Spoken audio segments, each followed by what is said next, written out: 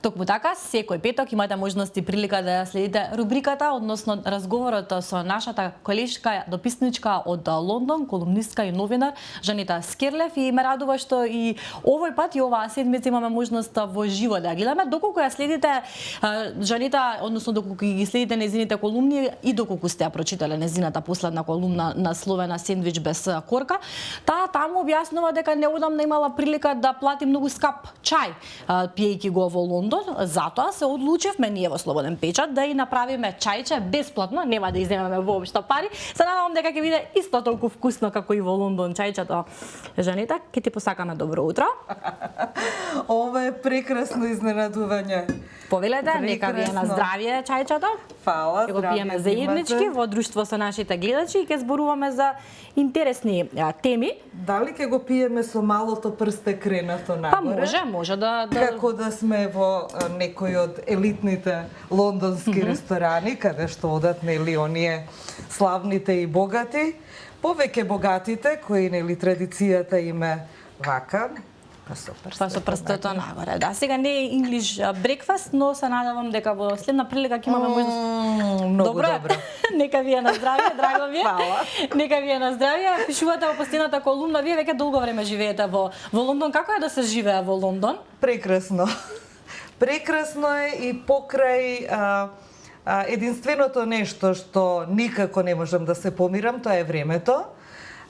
Заради тоа што навистина е знае да биде никакво, но она што ме теши е тоа што ми го кажаа колегите од BBC на времето, да ја гледам Велика Британија како еден брод кој плови и кога пловите со брод се менува времето, некогаш ќе дува, некогаш ќе врне, некогаш ќе биде сончево. Така е и во Велика Британија, така и во Лондон. Лондон, впрочем, ја има најубавата клима од целиот остров, така што мислам дека јас сум среќна што живеам и во убав град. И сега некогаш кога ќе ме фати она сабајле станувам темно сиво, па преку ден светло сиво, па навечер темно сиво, тогаш подобро не ме прашувајте како е да се живее. Во вистинско време го постави прашањето. Точно. И во Скопје кога сте. Можеби тоа има влијание. Што се случи, колку беше тој чај скап? Зошто? Многумина ме прашуваат и пријателки и познати. Беше поприлично, значи за целата сметка платив некаде околу 70 евра. Значи за два чаја. Па не беше тоа ни појадок, туку беше она што го опишав, еден тост, не кајчичко стоилко, едно сендвич, корките исечени поделено на половина и две буквално вака чајчиња, топла вода и кесичка. Меѓутоа го плаќате местото, плаќате во централен Лондон дека сте и централен Лондон каде што нели е престижно во централниот дел да се работи, да се живее и да се купува и да се пие чај. Им пречи ли тоа на лондончани? Зборувам сега за обичниот народ. Тие што имаат можност да си го дозволат, тоа сигурно него ни размислуваат и него разговараат вака. Па обичниот народ секако дека им пречи заради тоа што имаме ние, на пример, јас кај што живам во Вимблдон, е лудило толку пари да се даваат за чај. Јас се лутам некогаш и кафето колку ми го наплаќаат во моите омилени места каде што одам за кафе и каде што одам и работам, моите омилени канцелари, тоа се кафетериите. Меѓутоа, тоа е данокот на живот во Лондон и take it or leave it, што би рекле. Меѓутоа, така е, мислам, јас им препорачувам на оние кои доаѓаат во Лондон, кои остануваат подолго време од сабајле, да си земат флаша вода. И на моите пријатели, познати и роднини спремам сендвичи од сабајле и вода, бидејќи нема смисла колку да даваат толку многу пари за нешто што може би вреди, ама не вреди. Нема логика. Нема На логика. 2 мај лондончани ќе имаат можност и прилика да се изјаснат кој сака да им го води градот. 13 кандидати се во трка, ако не се лажам, Да. од тоа што прочитав. Меѓу кои и актуелниот градоначалник. Ајде, како изгледа една подготовка за локални избори во Лондон? Па не оптоваруваат политичарите премногу со кампањи и со има платена политичка програма, се појавува на некои медиуми, телевизии и радија, меѓутоа ако не сте нешто многу заинтересирани за политика, може и да ги преспиете изборите, што од една страна е добро, од друга страна и не баш, бидејќи земјата и градот Лондон има своји проблеми и би требало да не ни е сеедно дали и кој ја води земјата и кој го води Лондон. Точно 13 кандидати, за разлика од пред 3,5-4 години, кој имаше 20 кандидати.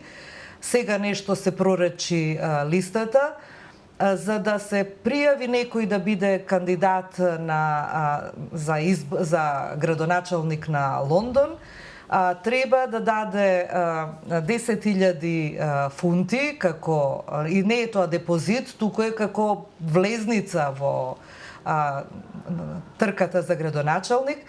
Треба да собере околу 330 подписи на 330 избирачи, по 10 од секоја општина во Лондон.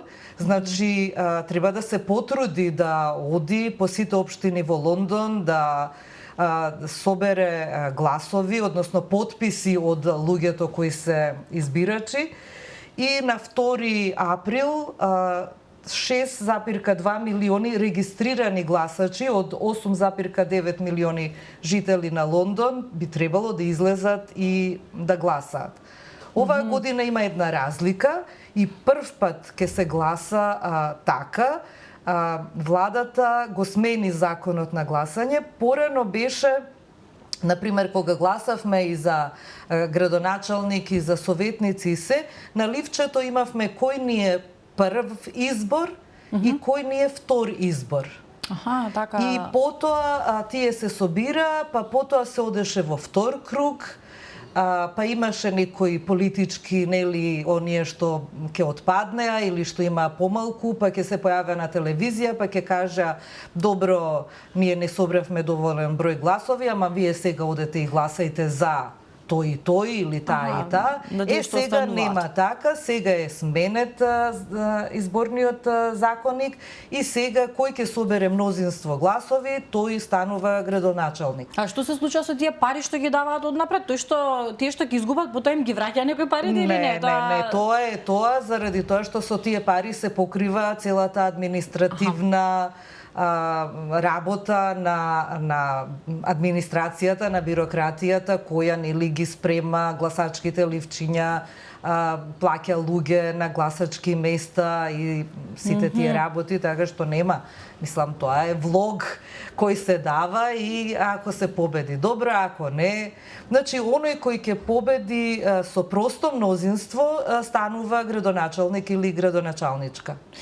Садик Кан е актуелниот градоначалник и тој повторно се кандидира. Да споменеме дали по трет пат, да споменеме дали заслужува одново да биде градоначалник. Што направи? Тоа што го вети го направи или Кан?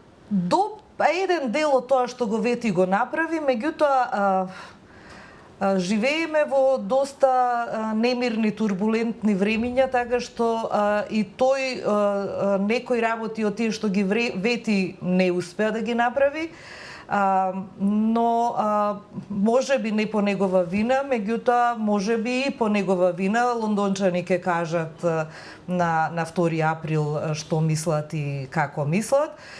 Кандидатката се смета дека ова ќе биде трка на двајца, значи помеѓу лабористите, чиј кандидат е Садик Кан, и Сузан Хол, која е кандидатка на конзервативната партија, ториевците, кои сега се на власт. Тие во она што го зборуваат пред изборите, помалку или повеќе слични работи ветуваат, намалување на криминалот, зголемување на домувањето за млади луѓе и за социјални случаи, зголемување на за еколошките теми зборува дека треба да се намали загаденоста во Лондон. Тука Садик Кан имаше доста добри резултати. Меѓутоа, она за што не се согласуваат, значи се име тука слично. Она за што не се согласуваат е улез. Тоа е она што лабористите го направија за да се намали и Садик Кан, да се намали загаденоста во Лондон. Мислам дека имаме зборувано претходно и тука, за да се влезе во Лондон, центарот на Лондон треба да се плати. И ако возите возило кое испушта се, само не контролирани издувни гасови, нема шанса да влезете во централен Лондон, а сега нема шанса да влезете ни во Лондон. И тоа е нешто што ги вознемири духовите, бидејќи тоа се планира да се прошири низ цел Лондон.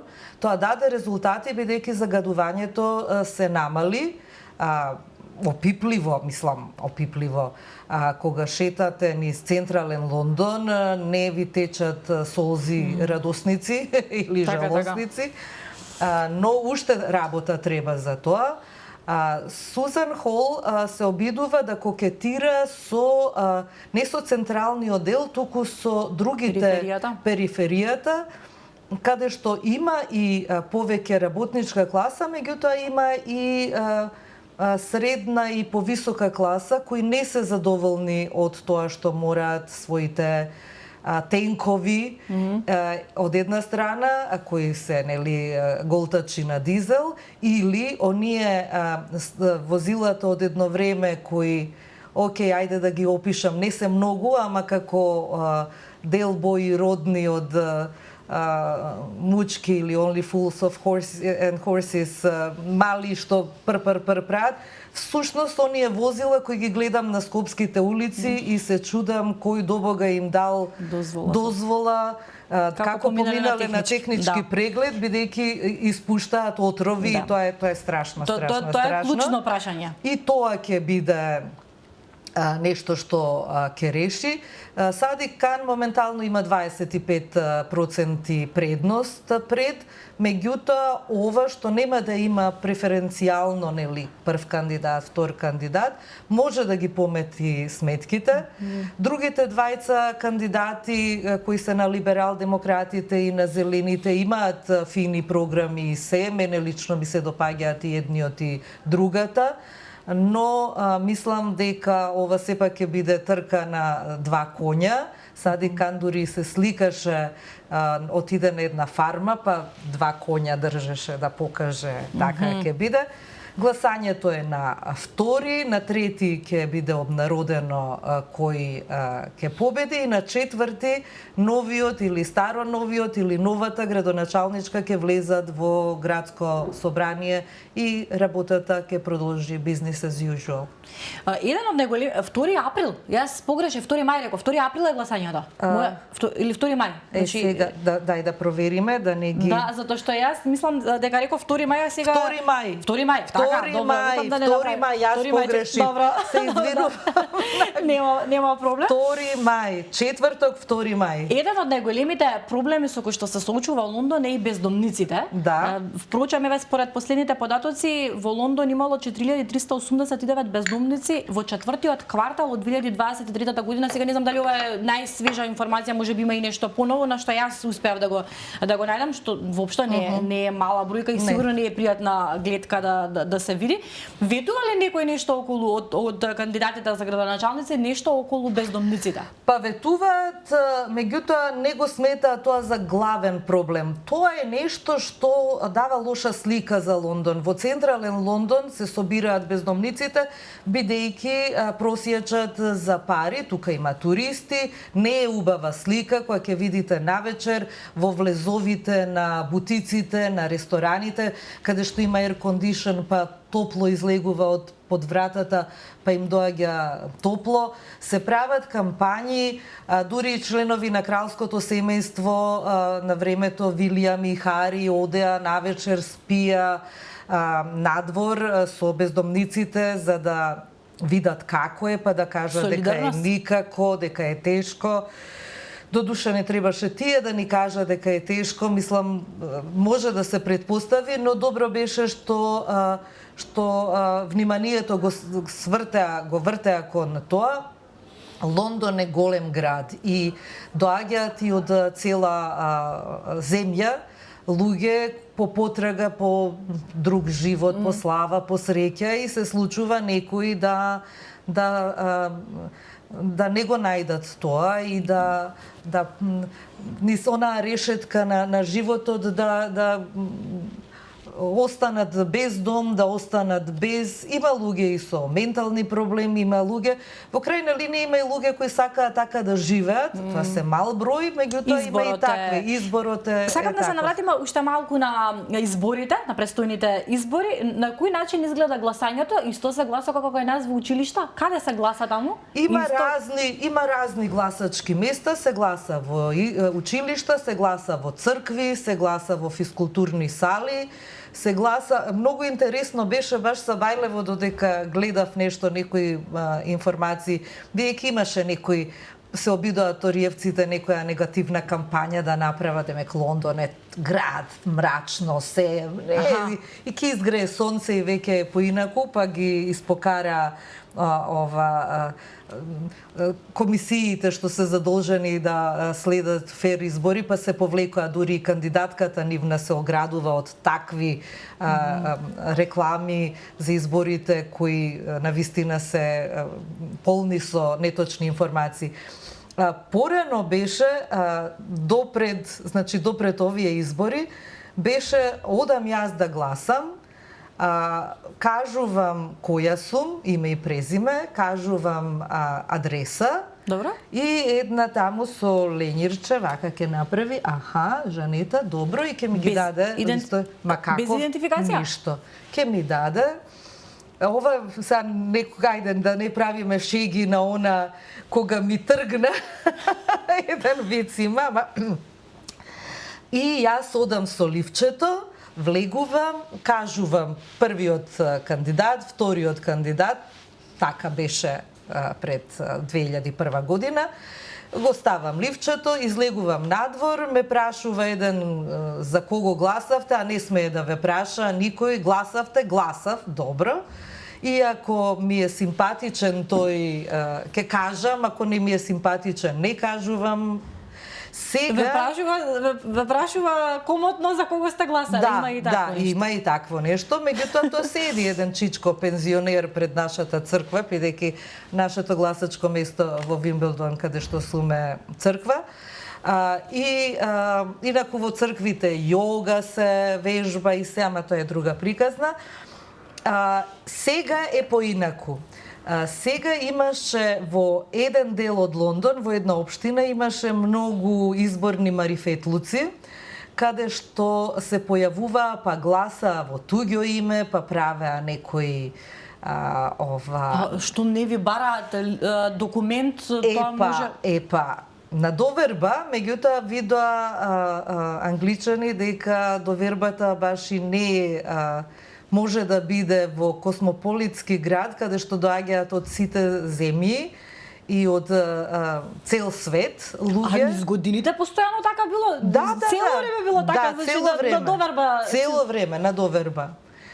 Јас сум запишана, ние сме запишане во избирачкиот список, дека живееме тука и тоа е доволно, нема потреба од никаква идентификација. Сега оваа година за прв пат треба идентификација. И треба јас да покажам дека сум јас. Дали тоа ќе биде добро? Лични карти немаме. Треба пасош, во ред, пасош немаат сите англичани. Може возачка дозвола. Ако немаат сите возачка дозвола, може, например, картичка за превоз. Или некоја друга картичка, член на библиотека или член нешто. Што го има матичниот број, предпоставувам. Ма каков матичен број? Сликата само да ви ја видат, фотографијата за да видат, Александра, дека вие сте и тоа по можност сликата да биде релативно тазе, да си личите на себе си, заради тоа што ако не личите на себе си, во меѓувреме не знам, сте се здебелиле, И да не биде фотошопирана во Англија, тоа со фотошопот. И немам уште многу време, а сакам да ве прашам, бидејќи ни доаѓате од медиумското небо, сте биле дел и од BBC, сакам да направиме една компарација како функционираат медиумите за време на предизборна кампања во Англија, дали е слично со овде? Не, слично е на начин што има информации, а не е слично на начин што не се пренесува се и се што. Јас сум фрапирана тука како на партиите ги доминираат вестите и ги доминираат насловите во земјата. Кај нас не е така. Кај нас треба нешто големо да се случи, за да биде тоа насловна страница или да биде вест, и не се зема здраво за готово. Например, партиите може да кажат што сакаат, меѓутоа не се сеќавам јас за мојата 17 годишна кариера да сум пратила некој новинар на пресконференција. Може пази, мислам. Добро, нас не беше поинаква работата. Имаше новинари кои ги следеа на BBC, кои ги следеа работата на политичките партии, кои пишуваа анализи и се. Меѓутоа, од тоа да се прави вест, кој ќе ја чита таа вест? И никогаш не се земало здраво за готово. Партиите може да кажат што сакаат, меѓутоа тоа се треба да се провери, и затоа сега последните години има и многу, скоро сите медиуми во UK имаат своји ограноци кои ги испитуваат фактите, вистинитоста на она што го зборуваат политичарите, политичките партии, и дури и бизнис лидерите. Оти тие може да кажат вака, така и онака, меѓутоа сето тоа не може да биде точно. И сите овие, и затоа многу внимаваат сега политичарите, гледам и за лондонски градоначалник, што зборуваат и како зборуваат, од најмала до најголема работа. Еве, градоначалничката, кандидатот за градоначалник на Лондон, Сузан Хол, која инаку беше и во градско собрание предходно и го обожава Доналд Трамп, и така прилично десничарка е, која вели дека знае како живеат луѓето и се бори, например, за градскиот превоз да биде за пензионери, за стари. Кога ја праша колку чини билет во градскиот превоз, не знаеше да каже. Да, но ние имавме тука ситуација со прошување математичка задача на не само математичка, например, новинарите ги прешува кандидатите. Јас се сеќавам на една дебата кога почна да ги прешуваат кандидатите за премиер. Знаете ли колку чини млекото? Знаете ли колку чини лебот? Знаете ли ова? Тоа се веќе клучни прашања што треба не знаеа. Зашто може би не купуваат тие. И потоа излезе дека рейтингот следните денови, кога имаше као мерења на популарноста, им паѓаше значително. Вие кои велите дека се грижите за обичните луѓе, не знаете колку е литар млеко и обичен леб. Само уште за кратко, дали Лондон имал жена градоначалник досега во историјата? Досега не. Значи можно и такво нешто да се може и такво нешто. Благодарам. Благодарам што утринава имавме можност и прилика да се дружиме. Верувам интересни на здравје. Верувам интересни за нашите гледачи.